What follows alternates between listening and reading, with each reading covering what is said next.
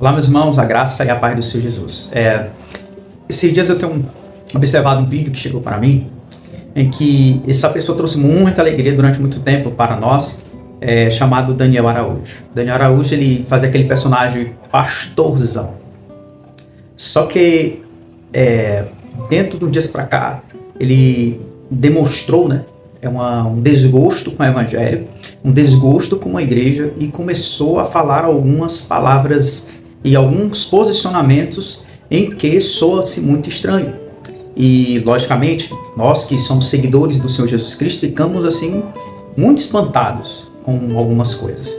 E eu quero que vocês confiram o que ele vai falar aqui nesse vídeo dele. Acompanhe comigo e depois eu faço algumas observações. Alegria. O que é felicidade de verdade? Porque a gente aprende isso. Não, alegria está no coração de quem já conhece Jesus. Jesus se faz feliz. Mano, Jesus não te faz feliz, velho. Jesus não te faz feliz. Por que ele te faz feliz? Ele não aparece, ele não fala, ele não faz nada. Você sofre pra caramba, mas quando acontece uma coisa boa, você fala, foi ele. Ele me deixou feliz. Pô, assim é fácil, velho. Eu não faço absolutamente nada, e quando alguma coisa dá certo, eu atribuo e agradeço a ele. E quando dá ruim, eu falo, obrigado, porque tá me dando uma prova pra eu ficar melhor. Ou seja, ele nunca perde, mano. A ideia, essa narrativa da igreja de alegria, de felicidade, na verdade é só um vazio gigantesco, mano. Porque você já nasceu devendo. Você já nasceu devendo. Aí um cara morreu no seu lugar, que você nem pediu, mano. Eu não pedi pra ele morrer no meu lugar. Não, mas ele morreu no seu lugar, ele pagou o preço por você. Mano, eu tô com meu nome sujo, velho. Se você pagar minha conta lá, mano, e limpar meu nome no Serasa, eu vou falar, John, obrigado, mas eu não pedi, velho. Desculpa, mano. Na hora que eu pudesse, eu ia resolver. Não, agora você me deve e você tem que fazer. E você tem que agradecer. Você entende? Que, tipo assim, você já nasce com um peso, mano. Você já nasce com uma cobrança de, tipo assim, não, mano, eu tô devendo, eu não mereço, eu não posso ser feliz. E aí você não pode mesmo ser feliz, porque transar não pode, que é pecado. Beber não pode, que é pecado. Balada não pode, tatuar, não. Era muito fácil saber o que era pecado. O que é pecado, mano? Te faz feliz? Faz, pecado. Respira. A gente tem que respirar, né? Primeiro eu quero dizer, meus irmãos, em Cristo Jesus, que essa pessoa, o Daniel Araújo, né, o que fazia o personagem pastorzão, não vai ser o primeiro e nem vai ser o último que vai se afastar do evangelho e depois vai sair nas redes sociais, né, ou fazendo aí lives para escarnecer da igreja, para escarnecer dos cristãos. Da onde ele comeu, da onde ele bebeu, da onde ele ganhou dinheiro. Mas os pontos aqui são três. O primeiro ponto que eu quero destacar, que Daniel Araújo ele diz que não pediu para Cristo morrer por ele. Imagine comigo agora, você está passando no local, é iminente que a pessoa irá prestes a saltar de um edifício, de uma ponte, você passa ali, e qual vai ser sua reação? Você vai deixar a pessoa, vai passar de largo, de longe, vai não ligar para a situação? Ou você vai tentar um meio de você mesmo salvar aquela pessoa, ou você vai ligar para o corpo de bombeiros e vai acioná-los e dizer em que há uma pessoa que provavelmente vai cometer um atentado contra a própria vida. Qual seria a sua atitude? Com certeza nós iríamos prestar socorro para aquela pessoa. E dentro de tudo isso, é até ilegal, conforme o Código Penal, negar, omitir socorro a alguém diante de um perigo em que a pessoa está correndo e você negar ajuda. É até ilegal. E ele chega a dizer em que eu não pedi ele para morrer por mim. E quando a gente olha para essas questões naturais, porque muitas coisas naturais são sombras das espirituais, nós passamos a entender que de fato eu não pedi para Jesus morrer por mim. Mas só, queridos, que nós estávamos em perigo e precisávamos de socorro. E Jesus, ele viu, ele sabia do distanciamento e do perigo que nós tínhamos e temos ainda, caso nós arredarmos e sairmos da presença do Senhor. Então, de fato, você não pediu, jovem. Você, meu amigo, não pediu para Cristo morrer. Mas a graça do Senhor Jesus enxergou o que você e eu não enxergávamos antes, que estávamos mortos em nossos delitos e pecados, e estávamos tão insensatos, insensíveis, que nós não compreendíamos o valor que tínhamos e vivíamos dissolutamente, vivíamos em nossos vícios, em nossos deleites. Todavia, Cristo, pela sua graça, pelo seu amor glorioso e gracioso, viu que nós estávamos em perigo e veio nos socorrer, veio nos ajudar. Então, na analogia que eu fiz sobre a pessoa que passou e prestar ajuda e acionar o corpo de bombeiro, em momento nenhum o corpo de bombeiro vai dizer, não, mas ele pediu ajuda a você? Ah, mas ele disse a você que está precisando de ajuda? Tente ajudá-lo aí que nós não vamos ajudar não. Tente você. Vocês acham que o corpo de bombeiro iria fazer isso? De modo nenhum. Segundo ponto é que ele comenta que alegria e felicidade e ser feliz é pecado. Eu digo, felicidade é algo subjetivo? É. Para alguns, comer um sorvete traz muita felicidade. Para outros, provavelmente não iria trazer. Para outros, assistir um filme pode trazer felicidade, para outros, tanto faz assistir como não. Então, existe uma subjetividade dentro disso? Existe. Só que, veja bem, ele vai pegar a subjetividade e vai exemplificar em um fato, em um comportamento. E que comportamento é esse? Ele diz, beber provoca tristeza e é pecado. Nós sabemos que há muitas religiões, né, em que não omitem pessoas de beber socialmente. Eu, por exemplo, sou abstêmio. Eu não bebo nenhum tipo de álcool, nem a forte, nem a fraca, nenhum. Eu tenho minhas observações sobre isso e não tive nas pessoas ao meu redor, até mesmo questões familiares, bons exemplos de pessoas que bebiam, que beberam. Então, o que a palavra de Deus diz? Que o que importa não é o que eu acho, é o que ele pensa, o que ele decidiu agora da vida dele, né? Que, infelizmente, Efésios 5,18 diz o quê? Não vos embriagueis com vinho onde há contenda, mas enchei-vos do Espírito. Então, a bebida, ela traz a intoxicação alcoólica, traz o quê? Desequilíbrio, traz violência. Vários acidentes estão ligados ao alcoolismo. Vários transtornos estão ligados ao alcoolismo. Várias patologias estão conectadas também ao alcoolismo. Aí eu digo para você, algo que trazer para você em saúde, algo que pode trazer para a sua vida coisas negativas e não positivas. Isso é felicidade? O terceiro ponto que ele levantou é que fazer sexo também é pecado. E nós sabemos que o sexo, lá em Gênesis 1, Deus disse, você vai se unir à sua mulher e serão uma só carne, pode multiplicar, sejam fecundos, né? De maneira nenhuma o sexo ele é pecado. O sexo é uma bênção na vida do homem e na vida da mulher. O sexo ele é uma bênção, repito, o sexo é uma bênção.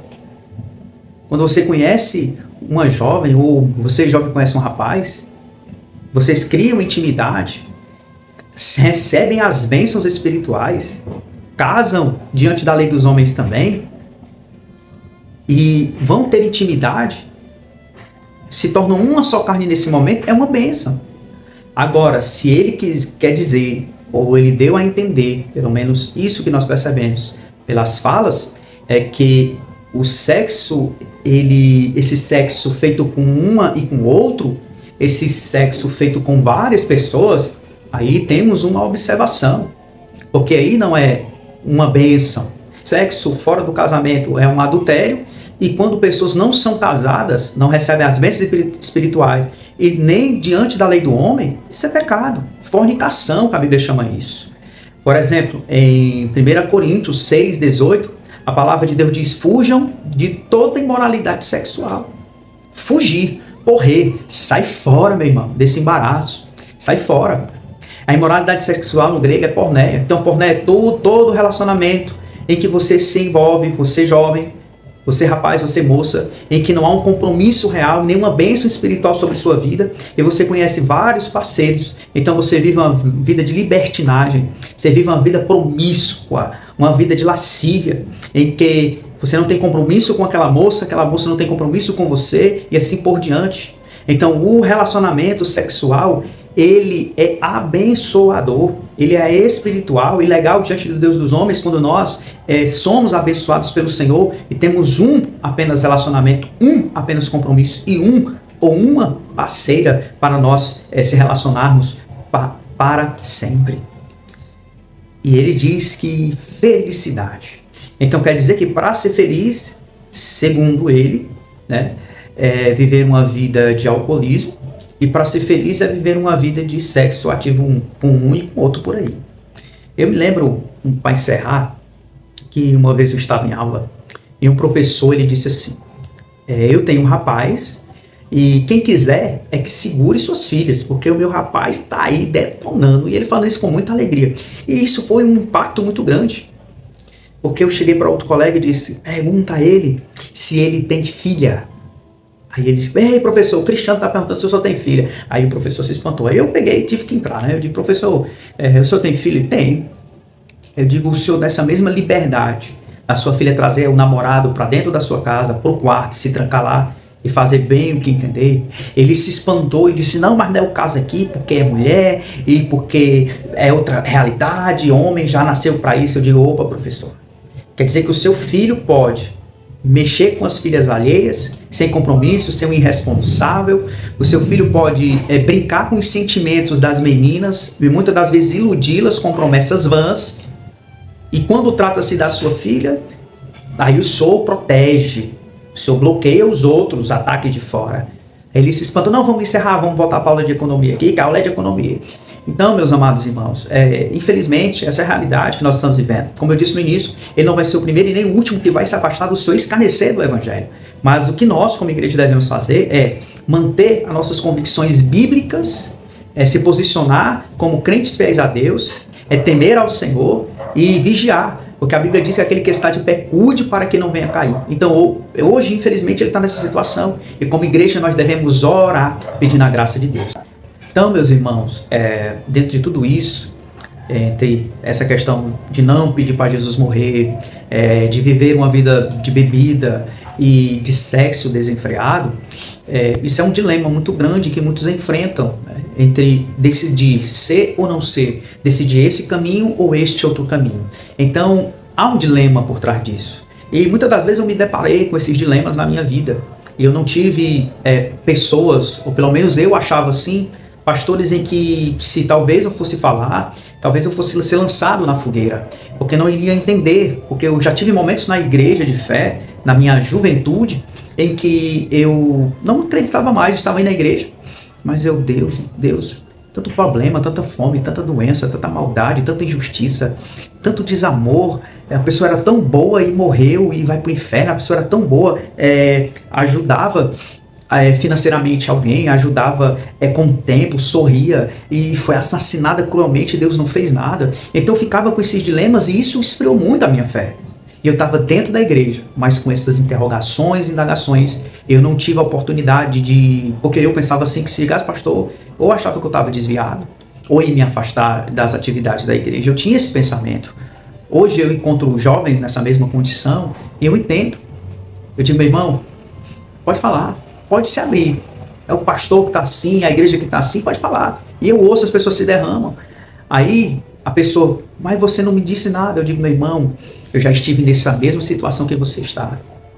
E muito pior. Eu não tive ninguém para chegar e falar. Com medo da fogueira, do juízo e da condenação do homem. Mas eu te ouço.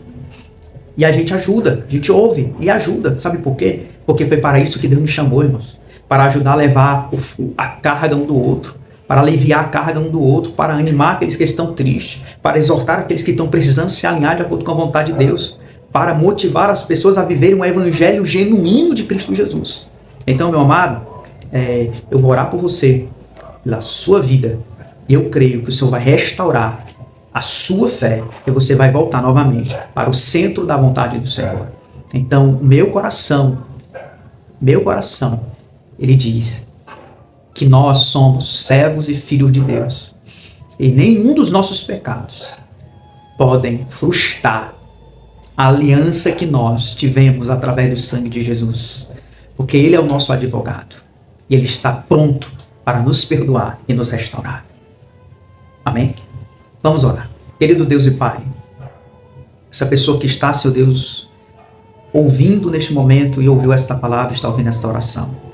Eu quero te pedir, Senhor Jesus Cristo, que o Senhor toque no coração deste jovem, deste rapaz, Senhor, desta moça, desta mulher, deste homem, Senhor, desse adolescente, Pai, que está pensando em largar tudo, Senhor Jesus, para viver, Pai, nesse mundão, Senhor.